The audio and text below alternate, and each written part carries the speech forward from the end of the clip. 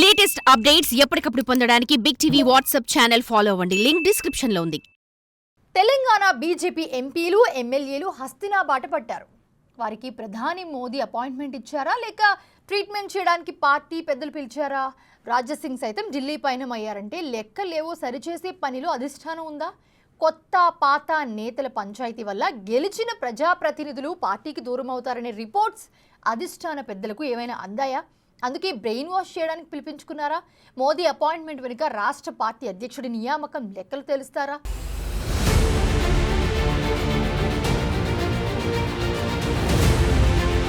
రాష్ట్ర బీజేపీ మేకపోతు గాంభీర్యాన్ని ప్రదర్శిస్తోందా అంటే అవుననే సమాధానమొస్తుంది. తెలంగాణలో ప్రత్యామ్నాయం తామే, రాష్ట్రంలో అధికారంలోకొచ్చేది మేమే, తెలంగాణ ప్రజలు బీజేపీ వైపు చూస్తున్నారని బీజేపీ నేతలు ప్రకటనలిస్తున్నారు.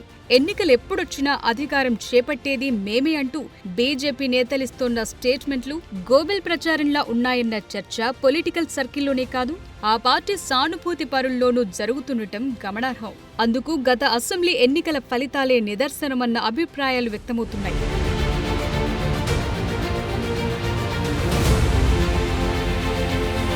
మిషన్ 90 లక్ష్యంగా బీసీ ముఖ్యమంత్రి నినాదంతో అసెంబ్లీ ఎన్నికల బరిలో దిగిన బీజేపీ తెలంగాణలో 8 స్థానాలకు పరిమితమైంది. ఇక దేశవ్యాప్తంగా పార్లమెంట్ ఎన్నికల్లో 400 లక్ష్యంతో మోదీ ఫిర్ ఏక్ బార్ నినాదంతో హడావిడి చేసిన బీజేపీ కేవలం 240కే పరిమితం కావాల్సొచ్చింది. తెలంగాణలోనూ డబుల్ డిజిట్ పార్లమెంట్ స్థానాలు సాధిస్తామని చెప్పుకున్న కాషాయ నేతలు 8 స్థానాలే దక్కించుకోగలిగారు. అలా అనుకున్న లక్ష్యాలను అందుకోవటంలో పూర్తిగా విఫలమైనప్పటికీ ఆ పార్టీ నేతలు నేటికి అదే స్లోగన్స్, అవే గోబెల్ ప్రచారం, అదే మేకపోతు గాంభీర్యం ప్రదర్శించడం చర్చనీయాంశంగా మారుతోంది.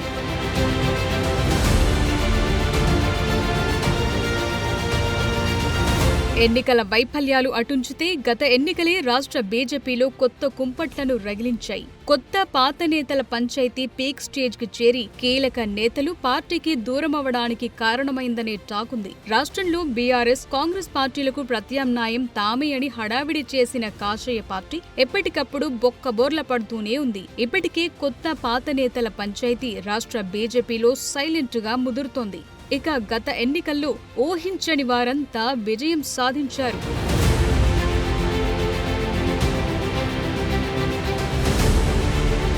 గెలుస్తారని ఎక్స్పెక్ట్ చేసిన వారంతా ఓటమి పాలయ్యారు. ఏలేటి మహేశ్వర్ రెడ్డి, రాజాసింగ్ మినహాయిస్తే అంతా కొత్త ముఖాలే ఎమ్మెల్యేలుగా ఉన్నారు. రాజాసింగ్ మినహాయిస్తే ఏలేటితో సహా మిగతా 7 పార్టీకి సంబంధం లేని కొత్తవారే. ఇక పార్లమెంట్ సభ్యుల పరిస్థితి కూడా అలాగే కనిపిస్తోంది. గెలిచిన 8 మంది ఎంపీలు, 2 కేంద్ర మంత్రులుగా ఉన్న కిషన్ రెడ్డి, బండి సంజయ్లను మినహాయిస్తే అందరూ పార్టీకి కొత్తవారే. అలా గెలిచిన వారిని కూడా రాష్ట్ర నాయకత్వం నిలబెట్టుకుంటుందా లేదా అనే అంశం చర్చల్లో నలుగుతోంది. కొత్తగా పార్టీలోకి వచ్చిన వారితో రాష్ట్ర నాయకత్వం వ్యవహరిస్తోన్న తీరే ఆ అనుమానాలకు తావిస్తోందట.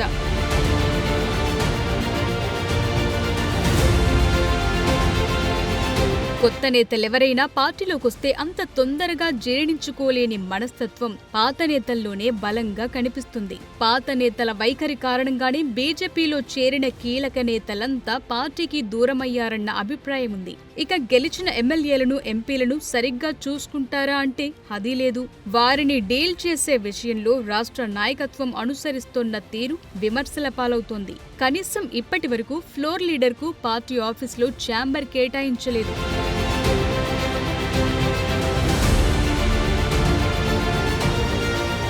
ఎమ్మెల్యేలు, ఎంపీలు, రాష్ట్ర నాయకత్వం మధ్య సమన్వయం పూర్తిగా కొరబడింది. ఆ క్రమంలో కొత్త పాత నేతల పంచాయతీలతో నేతలతో పాటు క్యాడర్లు కూడా గందరగోళం నెలకొంటోంది. అసెంబ్లీలో 4 లీడర్గా పార్టీలోకి కొత్తగా వచ్చిన ఏలేటిని ఎలా నియమిస్తారని పార్టీలోని పాత నేతలు ఇప్పటికీ సన్నాయి నొక్కులు నొక్కుతూనే ఉన్నారు. ఏలేటి కూడా అందరినీ సమన్వయం చేసుకోవటంలో విఫలమవుతుండటంతో 8 మంది ఎమ్మెల్యేలు, 8 దిక్కులన్నట్టు వ్యవహారం నడుస్తోంది.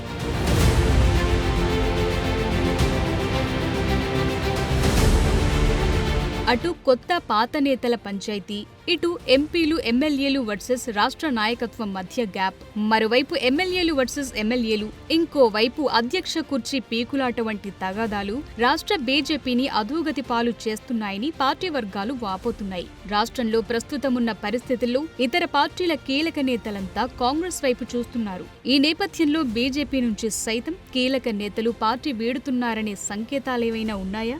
ఆ సంకేతాలు అధిష్టానానికి అందాయా? అందుకే బీజేపీ ఎమ్మెల్యేలు ఎంపీలకు బ్రెయిన్ వాష్ చేసేందుకే మోదీతో అపాయింట్మెంట్ ఫిక్స్ చేశారా అనే సందేహాలు వ్యక్తమవుతున్నాయి.